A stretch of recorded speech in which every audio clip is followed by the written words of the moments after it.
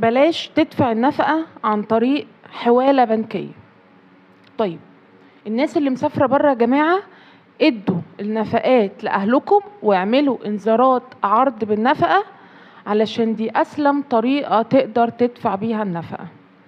عليك متجمدات وخايف تعمل عليك متجمدات بالحبس، اعمل انذارات عرض بالنفقة بالمتجمدات أول بأول، ولازم الانذار يتكتب صح ويتكيف صح، الله يخليكم، عشان ما تلاقيش نفسك دافع الفلوس مرتين.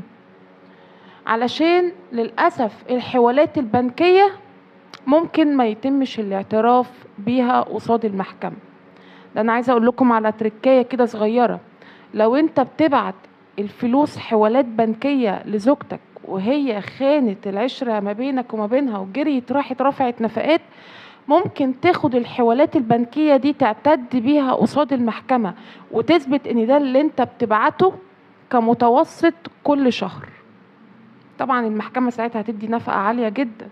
ايوه المحكمة تعترف بان هي الحوالات البنكية دي انت بتدفعها ما بينك وما بين زوجتك كمصروف شهري، لكن ممكن ما تعترفش بيها كسداد للنفقات، فنخلي بالنا.